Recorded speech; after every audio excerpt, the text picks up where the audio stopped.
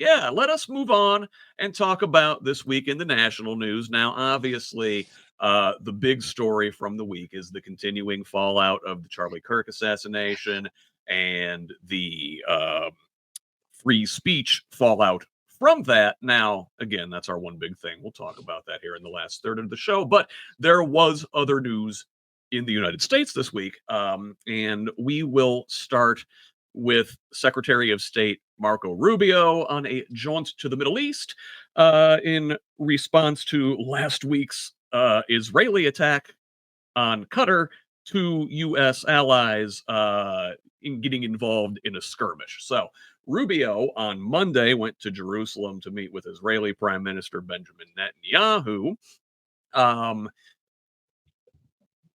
In that meeting, in addition to discussing the issue with Qatar, Netanyahu also apparently asked the U.S. to press Egypt on their military buildup in the Sinai Peninsula, which Netanyahu claims are substantial violations of their 1979 peace agreement. I had not heard that one until this morning, so interesting stuff there. The Middle East, it's always just waiting to boil over. Rubio from Israel went to Qatar to talk with them about the incident, effusively praising the Qataris, saying that they are the only country that can mediate an end to Israel's war on Gaza. This is shortly after he warned that there was only a short window remaining to secure the ceasefire. Meanwhile, on Tuesday, Israel announced that it had started the main part of its ground operation to control all of Gaza City. They made that announcement conveniently right after Rubio left Tel Aviv. Tracie, I haven't heard from you in a minute. Thoughts on Middle East, Rubio, Israel, Qatar, real quick?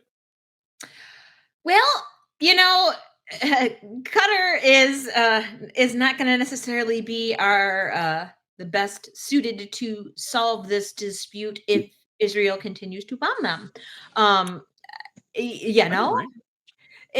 The logic gap here. I guess where I really want to go with this, whenever I start thinking about the Middle East, and then over in Europe with Russia and Ukraine, it's really funny to think back to Trump's promises that he would end both wars within a week. If you got all the authoritarians working together, theoretically they can get things done. And you got your Trump and your Putin and your Netanyahu and your various emirs and sultans and whatnot from over there. That Stogie Club just isn't working. Yeah, they're not. Everyone seemed to think that, well, at least Trump seemed to think that he would magically, all the authoritarians would, they'd all sit down at a country club and have a little chit chat, and then all these world affairs would go away, poof. But apparently, authoritarians like to authoritarian on their own terms and time. And so we're not seeing these magical resolutions that were promised. And in fact, things just keep getting worse and worse and worse. So I think we're all just waiting for the inevitability of spreading war and conflict in the Middle East, because Trump is not managing to. And if Trump can't do it, Marco Rubio can't. So, good luck with that. If we get through the next 10 years without a major war in the Middle East, I will be shocked, pleasantly surprised, but I would like that, but I am not confident